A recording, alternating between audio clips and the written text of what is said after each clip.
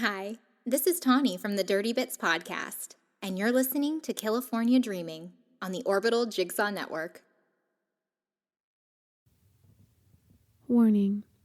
This episode contains details of multiple violent murders, including the killing of young children, and is not suitable for all listeners. Listener discretion is advised. Also, the story I will eventually get to today was a listener suggestion by Stephanie, a fellow Californian and true crime enthusiast. Many thanks for reminding me of this case. Do you, listening out there, do you guys like a good mystery? I do to an extent. I don't cover many stories that end without a conclusion. As a matter of fact, I don't think I've covered any at all. I like a good story, but when I'm done with an episode, it's not likely that I'm going to come to a happy ending simply based on the subject matter of the show, but I do tell stories that usually end with a measure of justice being served. Not always, as in the case of the murder of Bonnie Lee Bakley, but even when a case grows cold or the investigation takes a long time, eventually most of my stories can be wrapped up with a conviction and a good prison sentence. I haven't told a story that's truly unsolved. A story that's shrouded in mystery, intrigue, and endless theories as to what actually happened. Sometimes those frustrate me. Unsolved murders frustrate me. Missing persons do too. But I find them absolutely intriguing nonetheless. I can get caught down a rabbit hole or two if I let myself, but I try not to. Some podcast shows have brought up the concept of Occam's razor. I'd never heard of this until I began listening to podcasts several years ago. It's basically a philosophy, a line of reasoning that states the simplest explanation is usually the right one. It's used throughout the world as a means to slice through problems or situations in order to eliminate unnecessary elements. That's where I like to be, looking at the simple explanation as being likely the right explanation. It's not always the case, as you will find out later in the story I'm going to tell you today. But if you allow yourself, you can only follow so many theories, go down so many rabbit holes before you get overwhelmed. I'm like that. I can easily get lost in the minutia of a case. You get caught up on something that might actually have nothing to do with the case. If I were to talk about a story that didn't have a resolution, I don't think I could ever figure out a way to come to a conclusion for you guys. I most definitely am one that needs to wrap it up before I sign off for the day. But today's story was a mystery for quite some time, and I'm going to get to it in a bit. But I want to talk a little bit about some of my favorite mysteries, some missing persons, some you've probably heard of. You guys remember the show Disappeared on the Investigation Discovery Channel? I'm fairly certain many of you out there listening have seen it, or at least heard of it before, but in case you haven't, I'll give you a little background on the show, and I want to talk about some of the episodes that I've heard on other podcasts, as well as some that have been resolved since the show first aired. But I'm not going to go too deeply into those stories. I will tell you which podcasts you can find out more about each one as I go along. Disappeared is a documentary-style television series that presents the story of a missing person where they have interviews with relatives, friends, investigators, and law enforcement related to the missing persons case. The show weaves into each episode reenactments of the events surrounding and leading up to the disappearance.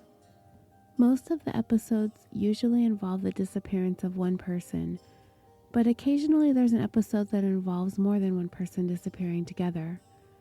The original run of the show lasted 5 seasons, and that's when I was an avid viewer. The show went on hiatus for about 3 years and then returned to the network in April of 2016 and has aired 2 seasons so far in addition to the original 3, with tentative plans for an 8th season. Full disclosure, I did not watch seasons 6 or 7 as religiously as I had the first 5.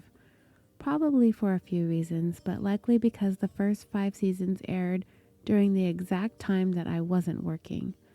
I binged a lot of Investigation Discovery. I watched all those shows.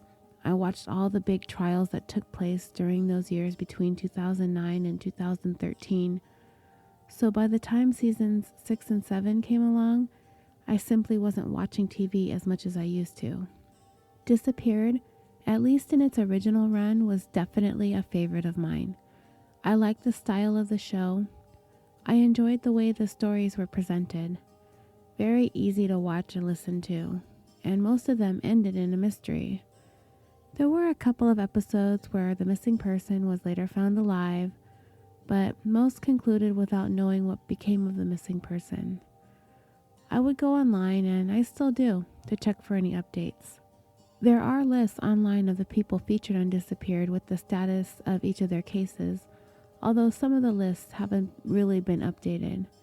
I've heard several cases that were featured on Disappeared as subjects of podcasts, and I mean other than Maura Murray and Tara Grinstead, who have dedicated podcasts exclusive to their disappearances. One story I heard from Disappeared on several podcasts was the disappearance of Zeb Quinn. I've listened to a story on Insight, Thinking Sideways, and I'm pretty sure on Generation Y also. He was a young man who went missing January 2nd, 2000 in Asheville, North Carolina.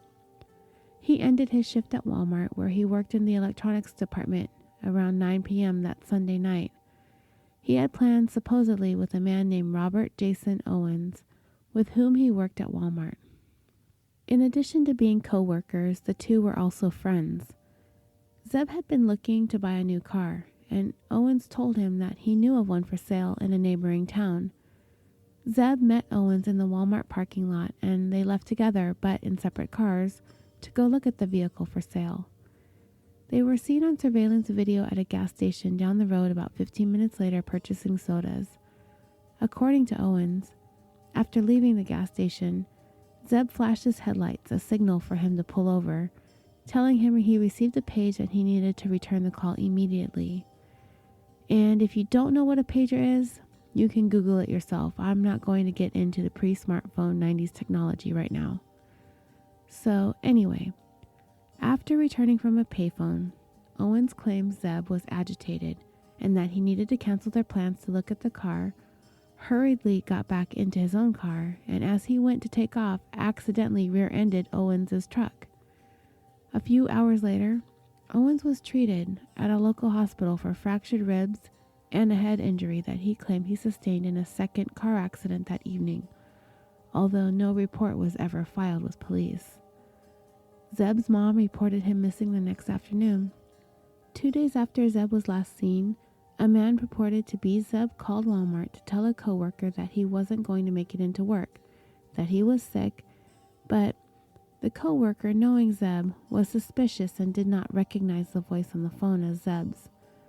The phone call was traced to a Volvo plant where Owens also worked. He admitted making the phone call, but claimed he was doing so for Zeb, who had asked him to call in for him.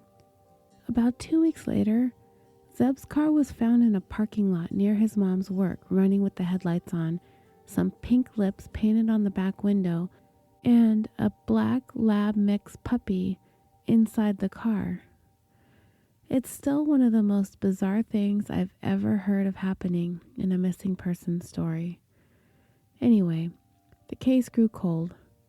But fast forward to March of 2015, when the very same Robert Jason Owens was arrested in connection to an unrelated disappearance and murder of Food Network Star Television contestant Christy Codd, her husband JT Codd, and their unborn child.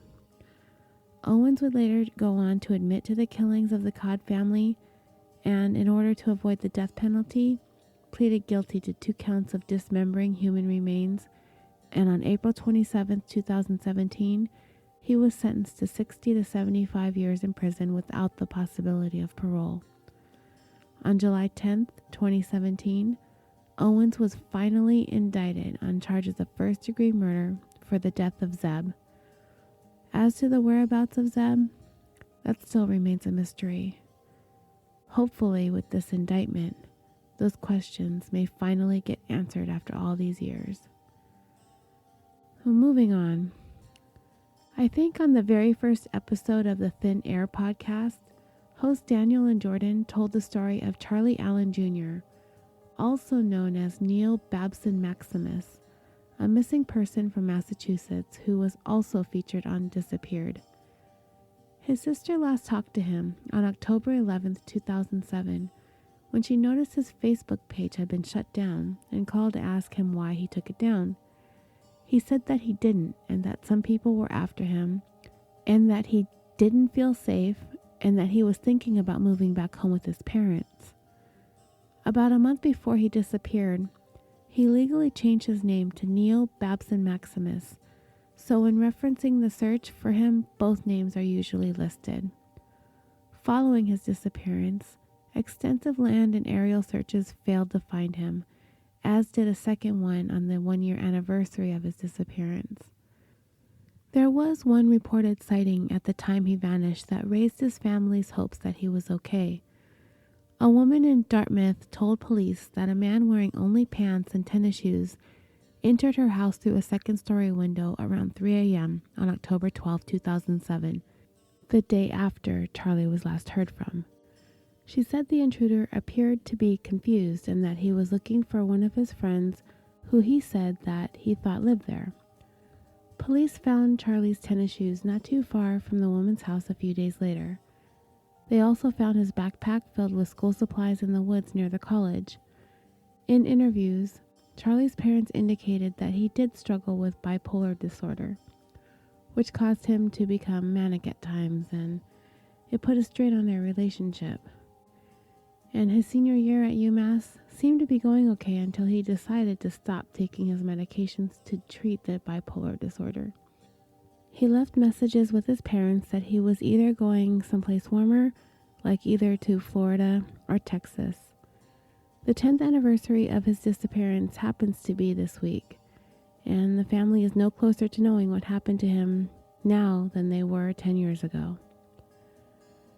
I've also heard the very strange story of the 1999 vanishing of Lori Bible and Ashley Freeman, who were also featured on Disappeared on a couple of podcasts. I'm pretty sure their story was on Thin Air as well, and I want to say on Case File, and most recently on the Unfound podcast. On the evening of December 29th, 1999, Ashley was celebrating her 16th birthday with her family and her best friend Lori, who was also there at their mobile home in Veneta, Oklahoma. Ashley's boyfriend was there too, but he left around 9:30 p.m. Sometime during the night or in the early morning hours of December 30th, 1999, a fire erupted inside the Freeman's mobile home. A neighbor called the fire department at 5:30 in the morning. Lori's parents and police searched the area for the Freemans and Lori because no one could be found. Ashley's mom was found dead, but her dad, her, and Lori were still missing. Police theorized that Ashley's dad killed her mom and abducted the two girls. However, a day later, his remains were found in the rubble as well, and as it turns out, they had both been shot in the head before the fire was started. But the girls were not there, and to this day, no trace of Lori or Ashley has ever been found.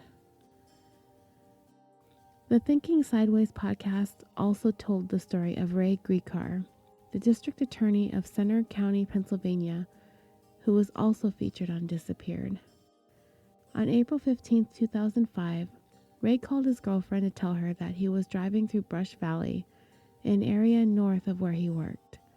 He never returned home and was never heard from again. His girlfriend reported him missing that evening. The next day, Ray's Mini Cooper was found in the parking lot of an antique store in Lewisburg, Pennsylvania. In it was his county-issued cell phone, but nothing else, and no signs of foul play, and there was no bank or credit card activity that could be traced. More than 3 months later, fishermen discovered the county-issued laptop that belonged to Ray in the Susquehanna River beneath a bridge. An analysis of the computer showed that the hard drive was missing.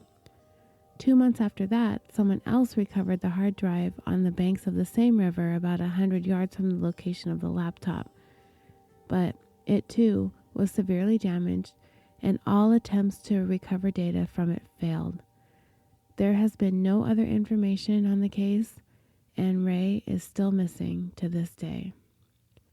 Another story from Disappeared that I've heard on several podcasts, including Generation Y, Insight, and the Misconduct podcast, is the story of the Jamison family of Eufaula, Oklahoma.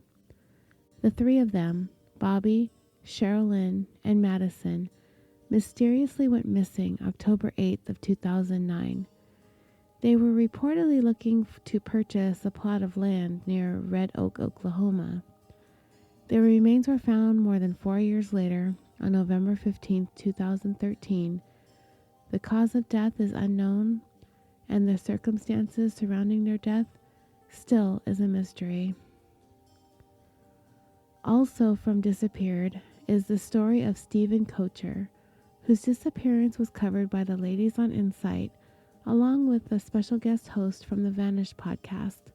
On December 13th, 2009, 30-year-old Stephen Kocher drove his car from St. George, Utah, to a very affluent, exclusive suburb in Henderson, Nevada called Anthem, for reasons nobody has been able to figure out why. At approximately 12 p.m. exactly, a home surveillance camera recorded what is believed to be Stephen calmly, yet deliberately, walking down the sidewalk out of view. The person in the video does not seem to be disoriented, but walked as if he had a definite destination. He appears to be holding something like a manila folder or an envelope under his arm. Stephen has not been seen since, despite extensive searches of the areas surrounding the Anthem neighborhood. The Unfound podcast has a story on its website that delves a bit deeper into the Stephen Kocher disappearance, but also on the Unfound podcast, he covers the disappearance of Susie Lyle, also a featured story on Disappeared. On Monday, March 2nd, 1998, Susie attended classes at the University of Albany that day. Then, at 4 p.m., she got ready and left for work. She spent the evening at Babbage's, a computer software company in the Crossgates Mall in Guilderland, New York. She was a whiz on the computer at a time when the technology was still somewhat new to most people. At 9:30, she left work, got on the bus to return to her dorm. She got off the bus at her stop on campus. This was confirmed by a classmate who was waiting there and saw her exit the bus. Somewhere in the 3 to 5 minute walk from her bus to her dorm, she vanished. The next morning, her boyfriend called her parents because he couldn't get a hold of her, so they immediately contacted campus police to report her missing. They also contacted her credit card company. They informed her parents that at 4 p.m. later that same day, her debit card was used at a nearby convenience store ATM, but, as luck would have it, none of the surveillance cameras at the store caught who it was using the card, the correct PIN having been used too. Like all others, Susie hasn't been seen or heard from since. April Pitzer was also covered by the Unfound podcast and Disappeared. She vanished on June 28, 2004 in Newberry Springs, California. She was last seen by Chuck Hollister, a man in his 60s with whom April had been residing at the time. According to Hollister, he dropped her off at a bus stop in Newberry Springs after helping her pack her belongings, as she had had plans to return to Arkansas to live with her mom. She never arrived in Arkansas, and she has never been seen or heard from since. Another intriguing story from Disappeared that was the subject of an episode of the Apex and the Abyss podcast and Thinking Sideways was the disappearance of Ben McDaniel. On August 20th, 2010, Employees in the dive stop at Vortex Springs in Ponce de Leon, Florida, noticed that a pickup truck had been in the shop's parking lot for 2 days without having been moved. The truck belonged to Ben McDaniel, a man from Tennessee who had been a regular cave diver at Vortex Springs. He was last seen by 2 shop employees 2 days earlier on the evening of August 18th, underwater on a dive entering a cave 58 feet or 18 meters below the surface. While he is believed to have drowned during his last dive, and his family believes his body is in an inaccessible reach of a very narrow and extensive cave system, no trace of Ben has ever been found, and the circumstances surrounding his disappearance are baffling, and the family has entertained the idea that Ben disappeared voluntarily, staging the scene at the cave to make it appear that he never emerged from the dive. But at the same time, they don't really believe he would do such a thing, knowing he would be causing his family a great deal of heartache, particularly since his parents had lost another son, Ben's younger brother, in 2008. Ben was officially declared dead in 2013. Also from the Disappeared television series, a story that I've heard on a number of podcasts, including True Crime Garage and Insight, is the disappearance of Matrice Richardson. Her case, like the others, is very bizarre, although her remains were discovered nearby where she was last reported seen approximately 11 months after she vanished. On the evening of September 16, 2009, Matrice went to dine at Joffrey's restaurant in Malibu, California. Because of what staff and others dining at the restaurant would describe as bizarre behavior, and the fact that Matrice was unable to pay her bill, the Los Angeles County Sheriff's Department from the Malibu Lost Hill Station were called to the restaurant. They administered a field sobriety test, but she was not intoxicated. But she was arrested on charges of not paying for the meal and possession of less than an ounce of marijuana. Her phone, purse, and money were secured in her car, and her car was towed, and she was detained and booked at the Malibu Lost Hill Station. Matrice's mom called the station, expressing concern for her daughter's mental health and wanted to know if she was going to be released so she could come pick her up. She was told Matrice would not be released until the morning. Despite being told that, Matrice was released that same night at 12:28 a.m. in the morning. A spokesperson for the Sheriff's Department stated that she was released because she exhibited no signs of mental illness or intoxication, and she was an adult. She was spotted a few hours later in the backyard of a nearby resident resting, which he reported to the sheriffs. When he went back to look for her again, she was gone. There were no other reported sightings of Matrice, and 11 months later, her naked, mummified remains were discovered near a creek bed in Malibu Canyon. There were no signs of foul play, and her death was not ruled a homicide. Another case that I briefly want to discuss on Disappeared that was covered by True Crime Garage and Thinking Sideways is the story of the Springfield Three, 2 girls and 1 mom, Cheryl Levitt, Suzanne Streeter, and Stacy McCall, who all went missing together in 1992 from Missouri. Susie and Stacy had graduated from high school on June 6, 1992, and had been reported to last been seen around 2 a.m. on June 7th, when they were leaving the last of a few graduation parties they had attended that night. They had planned to spend the night at their friend Janelle Kirby's house, but when they decided her house was too crowded, they left to go to Susie's house for the night. The following morning, around 9 a.m., their friend Janelle and her boyfriend, who had expected the girls to come back over that morning to go together to spend the day at the water park, went over to Susie's house because they had failed to show up. They found the door unlocked, but no sign of Susie, Stacy, or Susie's mom, Cheryl. But their cars were parked outside. 25 years later, there has been no sign of the 3 ever found. And it's yet another completely baffling case.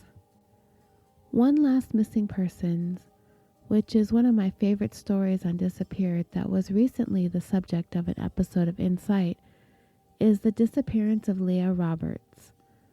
On March 10th, 2000, Leah reportedly took her 1993 white Jeep Cherokee, leaving South Carolina for Washington State, a cross-country road trip. 3 days later, her sister reported her missing. The next day, she had Leah's roommate search her room and found much of her clothes were missing, suggesting that she had planned a lengthy absence. She apparently took her new kitten with her as well, and left a note that said she wasn't suicidal and reassured her sister and her friends that she would be back. She also left enough money for a month's worth of bills and expenses and suggested that she would be returning. Her sister traced her credit card usage to a motel in Memphis, and then some food purchases along the 40, and eventually to the 5 north where the 40 ends in California, and the 5 it takes you north to Canada. The last card purchase was made March 13th in Oregon. After that, no other transactions were made. On March 18th, Leah's sister got a note in her mail slot from her county sheriff asking her to call the sheriff in Whatcom County in Bellingham, Washington. She learned that Leah's Jeep had been discovered in a remote forest, but Leah was not found with the vehicle. The Jeep was severely damaged and clothing was strewn about the road, and some of it had been tied to trees and branches along the road. Washington State Patrol determined that the Jeep had been traveling approximately 40 miles per hour when it went off the road based on the damage to the car and the trees it hit on the way down. The contents of the car being strewn about suggested the car rolled over multiple times, but there was no blood or signs of injury that would suggest anyone was in the car at the time that it rolled. Since there seems to have been no indication anyone was in the vehicle at the time it crashed, it led to speculation that the accident was staged. But oddly enough, there were blankets and pillows hung inside the windows, suggesting that it had been used as a shelter since having been wrecked. Leah's passport, checkbook, driver's license, clothes, guitars, CDs, jewelry, $2,500 in cash, and remnants of cat food were all found, but no cat and no Leah has been seen since.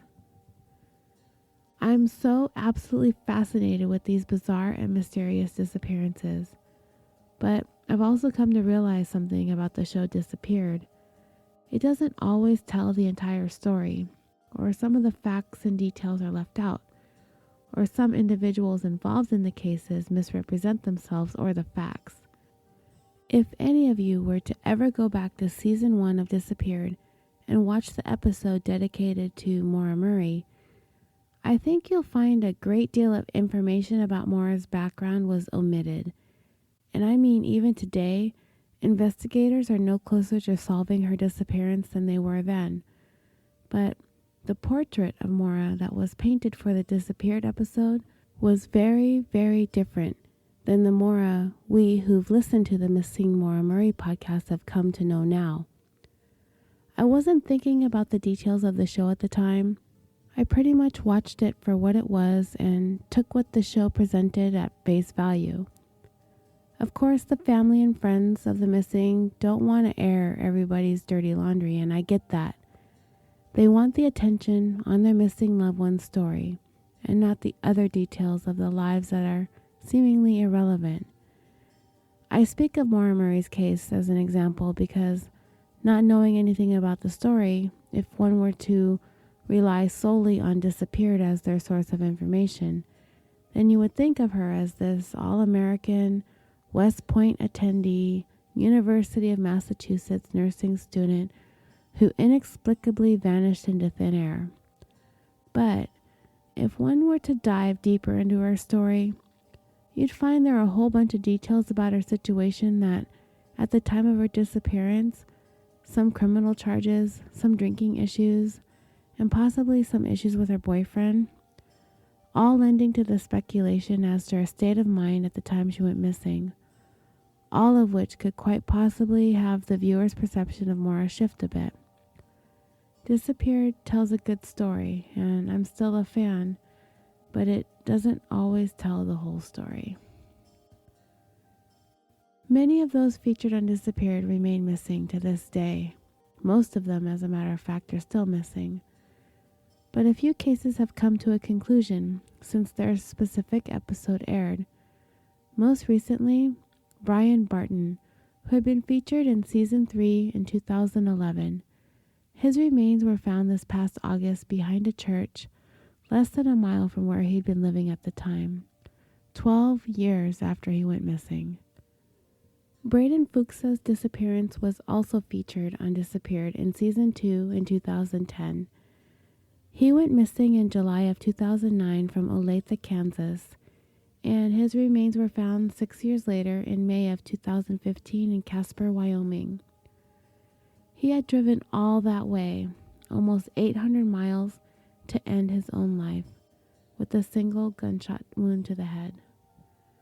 Another missing person featured on Disappeared whose remains were found long after their episode aired was the story of John Glasgow, an Arkansas businessman who went missing in January of 2008.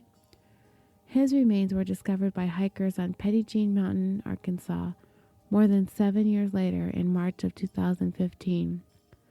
But the cause of his death was ruled undetermined, as there was no visible trauma to his skull or bullet fragments discovered at the scene.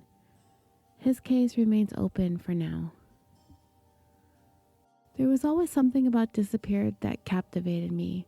Maybe it's the mystery surrounding the vanishing of a person, especially if there's some weird circumstance surrounding their lives in the days leading up to them having gone missing. And in the last 3 cases I mentioned, Brian Barton, Braden Fuchsa, and John Glasgow, were 3 that were missing for many years before their remains were finally discovered in the last couple of years, including one just a month or so ago in the case of Brian Barton. And each time I heard the news that their respective remains were found, I felt a sense of sadness for the families, because any hope that their loved one was off living a new life somewhere else in the world was gone. I felt sadness for the missing person. These 3 men were each struggling with issues in their personal lives leading up to the time each of them went missing. I feel sadness that they left this world completely alone, and that it took so many years for them to be found and returned to their loved ones so they could be laid to rest. The others I've mentioned that have been covered by podcasts, Maura Murray, Leah Roberts, Stephen Kocher, Ray Griecar, April Pitzer, Susie Lyle, Ben McDaniel, Charlie Allen, Lori Bible, Ashley Freeman, and the Springfield 3, and many others that have been featured on Disappeared. I'm kind of just waiting for time to pass, hoping that maybe someday some vigilant hiker or hunter or cyclist or random passerby will someday discover their remains, and one by one, their mysteries will be solved. Sorry I went on so long about the show, but it's one of my favorites, and so many of my favorite podcasts have done a wonderful job covering some of the most mysterious disappearances, so it's worth a mention. And hopefully, if you already haven't, you may find your way over to some of those shows and listen to their take on these mysteries.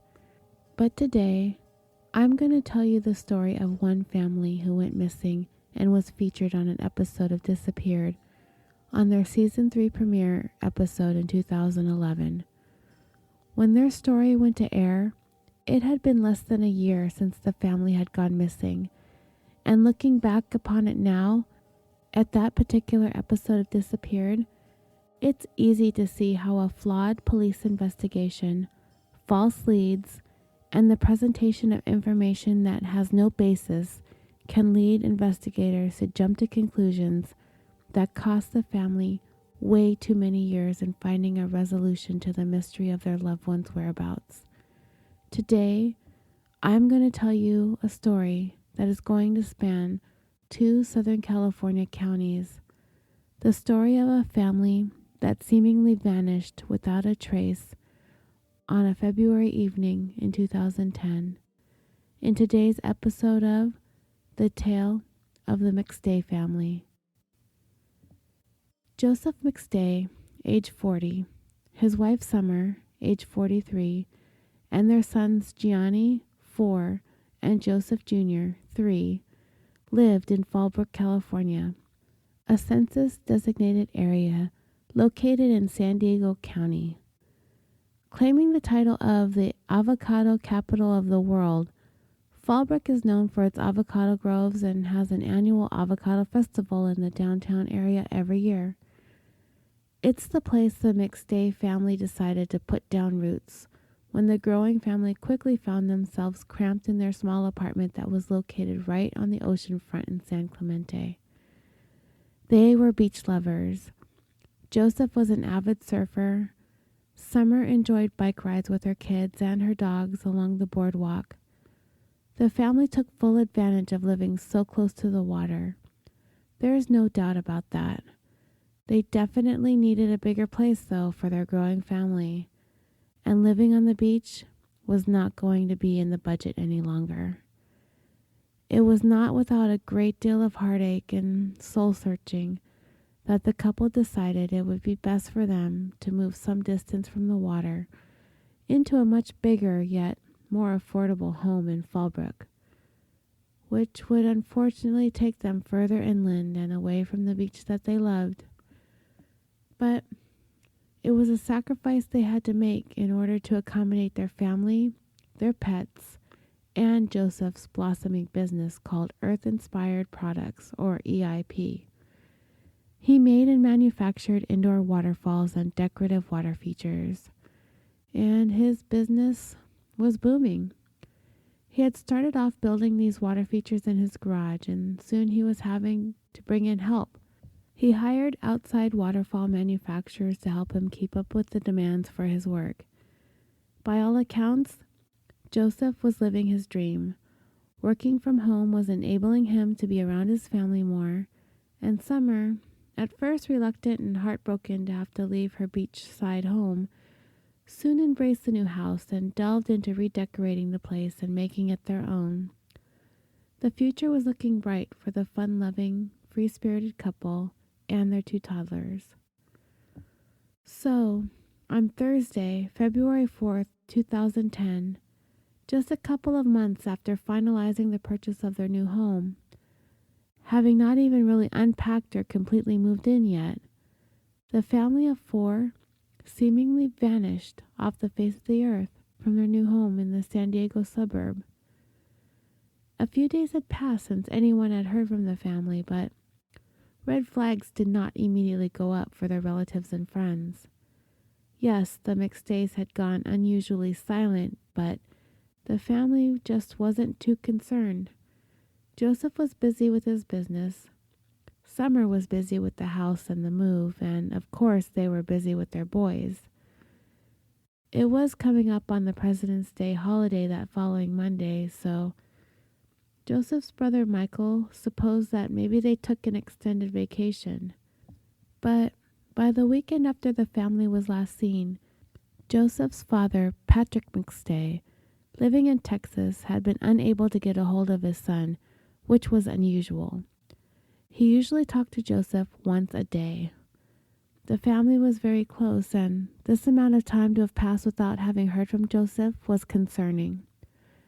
Patrick insisted that there was rarely a day that would go by that they didn't talk, and if, for some reason, his son were in trouble or needed to reach out to him, he would have. There would be no reason for his son to not call him or return his calls unless something was very, very wrong. So the entire McStay family has disappeared, and nobody was really taking notice or was very much concerned. But from Texas, there was very little Patrick McStay could do but wait. There are a couple of things, a month or so prior to the disappearance of the family, that are going to play a pivotal role in the investigation into what happened to them.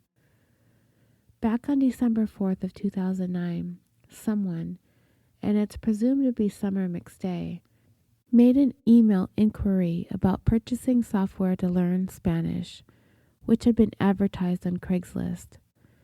Almost 2 months later, on January 27, 2010, someone used the McStay home computer to make inquiries on about.com in regards to traveling to Mexico and passports for children. January 31st was the McStay's youngest son, Joseph Jr.'s third birthday. 3 days later, on the morning of February 3rd, there was a computer inquiry regarding creating invitations to a children's birthday party. That same day, a friend came to their Fallbrook home to help with painting the interior. This friend spent half the day helping and agreed to return on Saturday the 6th to continue working. This would be the last known face-to-face interaction that Summer and the kids would have with anyone. Patrick recalled speaking to his son that morning of the 4th. There was no indication that anything was wrong. He had a lunch meeting with a business associate at noon in the city of Rancho Cucamonga, California, which was almost 70 miles to commute to. So his plan was to leave the family home pretty early, which he did in the family's Isuzu Trooper. This lunch meeting and the business associate he was meeting with would become an important part of the investigation later on, so remember this. Summer stayed home, taking care of the children and the renovations of the house. Summer also spoke to her sister on the morning of the 4th to make plans to visit her and her new baby. At 2:36 p.m., Summer's credit card was used to purchase beach bags, infant pajamas, and a jacket from a Ross department store in Vista, California. At 3:52 p.m., there was a home computer search for children's toys on Craigslist. At 4:25 p.m., there was an outgoing call from the home phone to Joseph's cell phone, which pinged the Fallbrook Tower. This would be the last outgoing call from the home phone. Between 5 p.m. and 5:47 p.m., there are several text messages between Joseph's phone and Summer's phone. At 7:47 p.m., a neighbor's security surveillance video caught the family's white Isuzu Trooper leaving the cul-de-sac. Only the bottom portion of the vehicle is visible on camera. The occupants cannot be seen. Later on, from what was found at the home, it appeared that the family left either in a hurry or unexpectedly. At 8:28 p.m., Joseph calls his business associate in Rancho Cucamonga and discusses work. His cell phone again pings off a Fallbrook Tower. For the next 2 days, over February 5th and 6th, friends and family repeatedly call and text both Summer and Joseph and get no responses. On February 8th, around 7 p.m., a surveillance camera picks up images of a group of 4 people, presumably the McStay family, walking across the border into Mexico. This video would not be discovered until a few days into the investigation, but it will be an important component of the story a little bit later on as well. On that same day, February 8th, around 11 p.m., the family's Isuzu Trooper was towed from a parking lot 2 blocks from the U.S.-Mexico border in San Ysidro, California. Security guards tell investigators that the car was parked and left there sometime between 5:30 and 7 p.m. that evening.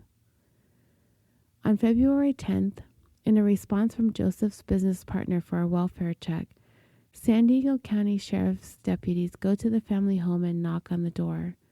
There was no answer, and from what they can see from outside, there seemed to be no signs of foul play. On February 13th, Joseph's brother Michael McStay comes to the home to check on the family.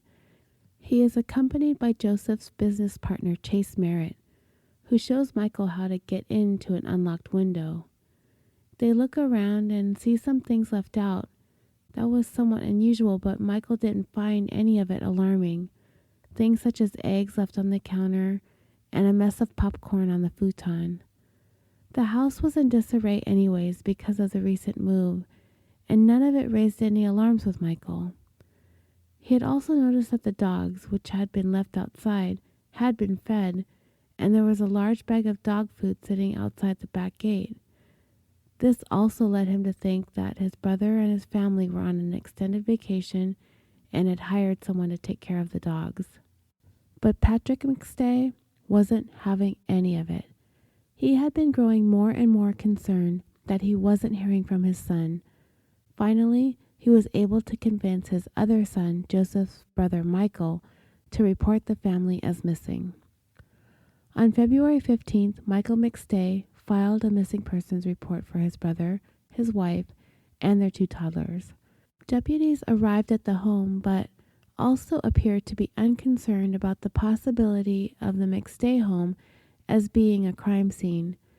They do not seal the property off. They do not restrict entry into the home. They simply ask to lock it up as they obtain search warrants. On February 19th, San Diego detectives obtained search warrants for the McStay home, their cars, and their computers. On February 23rd, Interpol issued an alert to be on the lookout for the McStay family. I want to pause here for a moment on this alert.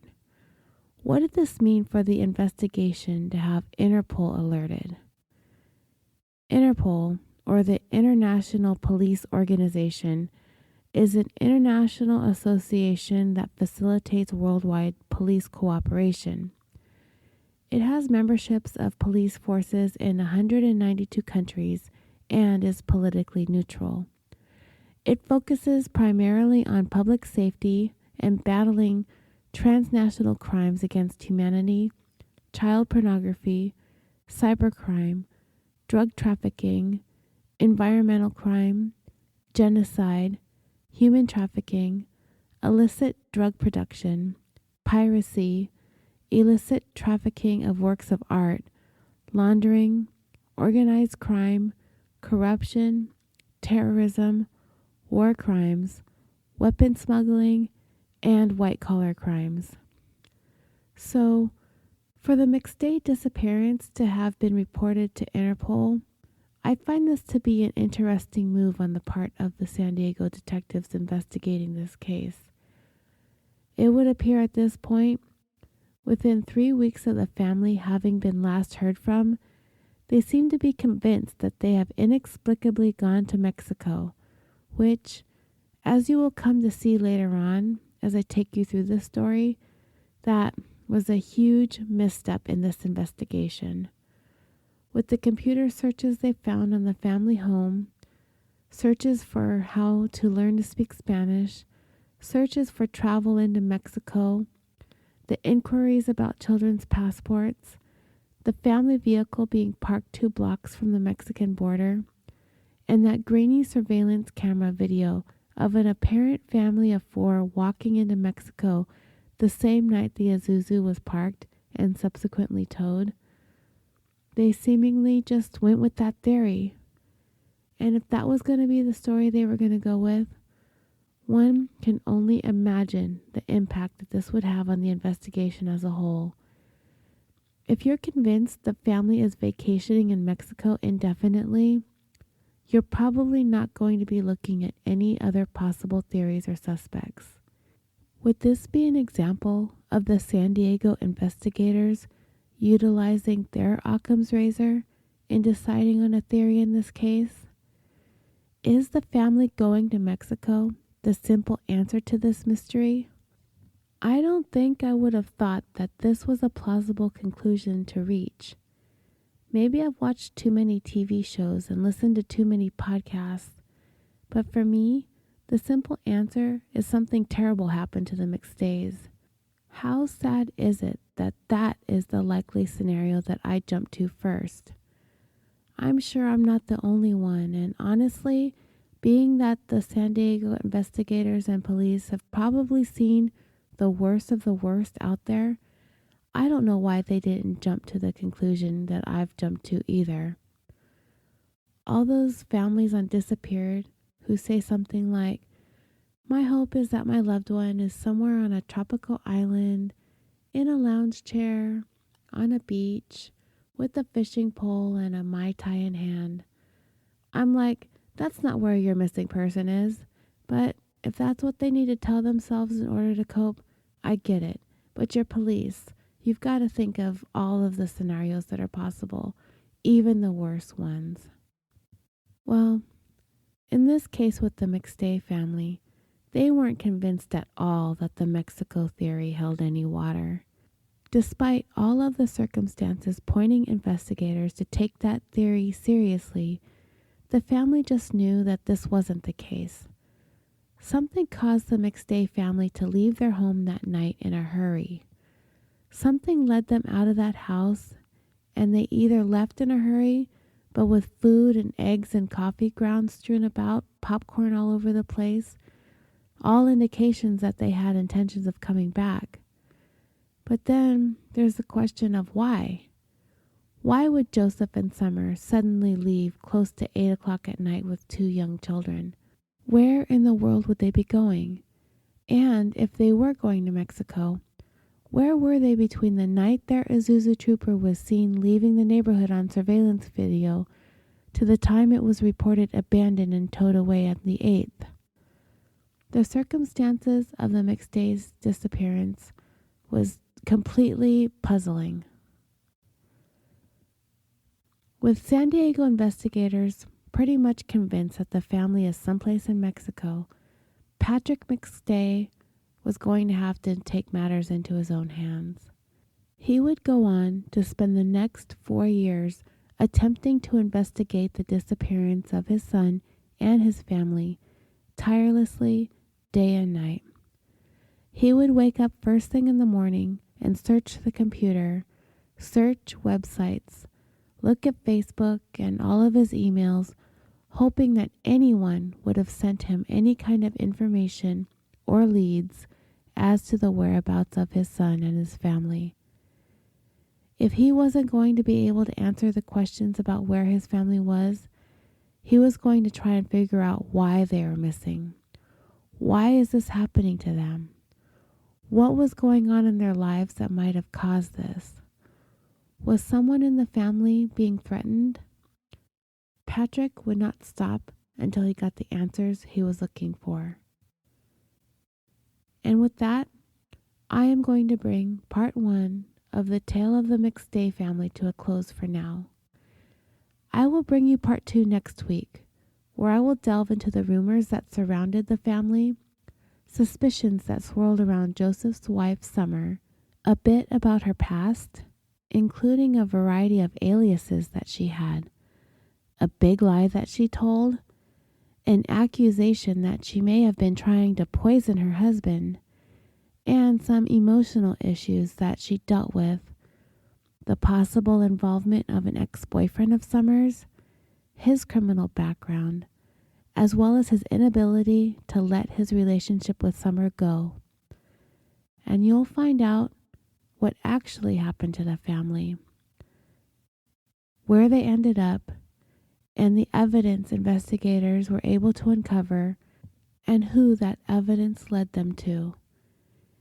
And if you absolutely cannot wait until next week to hear part 2, it will be available for Patreon supporters at the same time this episode goes live on Orbital Jigsaw. So for a donation as little as $1, you can get early access to part 2. But it will be available for everyone 1 week from now. If you are already a patron, or if you become one, I will be in touch with you shortly to make sure I get my newest show stickers out to you.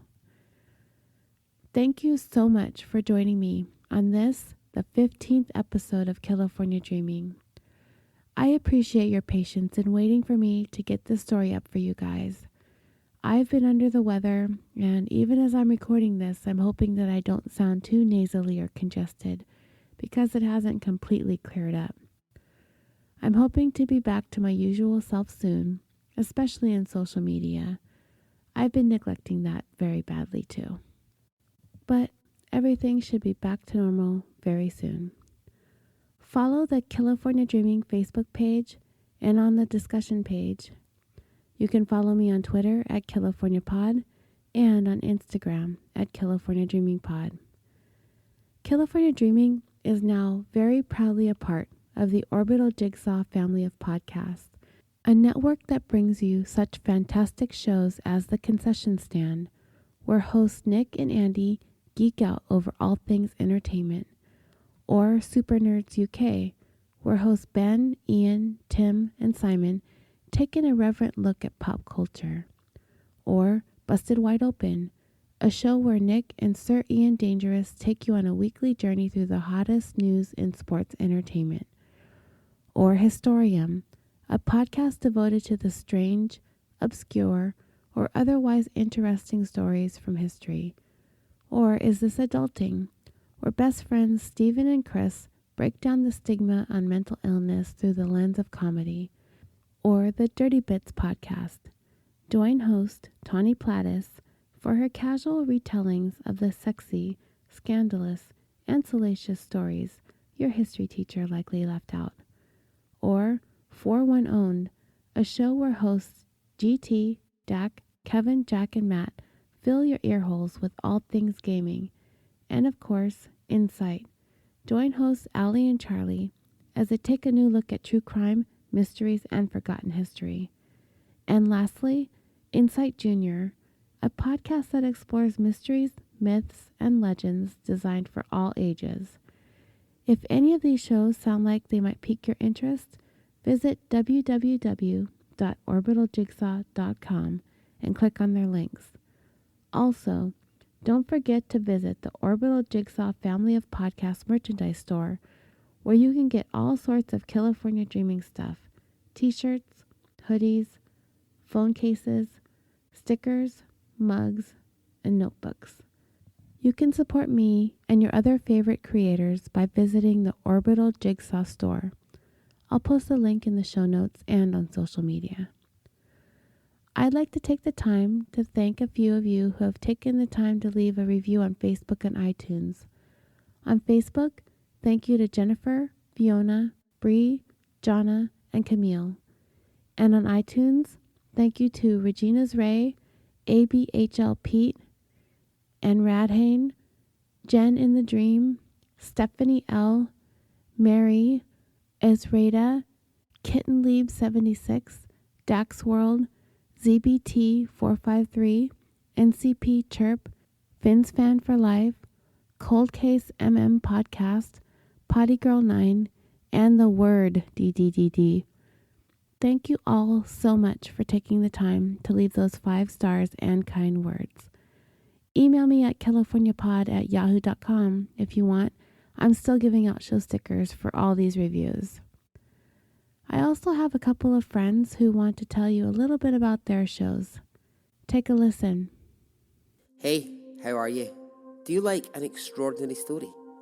Do you like a Scottish accent? Well, you're going to love Extraordinary Stories podcast. Join me, Barry Henderson, as I walk you through some of the craziest stories you will ever hear. The stories I tell, they can be true crime, survival, sex, identity, obsession, love, and everything in between. They can be shocking, heartbreaking, funny, or dark. But they're always, always real. So, get yourself into Extraordinary Stories podcast. Thanks. Do you enjoy being a fly on the wall, getting to listen in on a conversation and learning things about the people involved? Hi, I'm Rhett Hall, and I host the Brain Trust Brothers podcast, where every week I bring the audience along to listen in on a conversation between myself and someone that I find interesting. It could be another podcaster, an actor, or just some guy from down the street. You never know what you're going to get, but you can always count on it being fun, informative, and entertaining. You can find the podcast every Tuesday on iTunes, Google Play, Stitcher, or by visiting braintrustbros.com/podcast. Join me as I try to make the world a better place, one conversation at a time.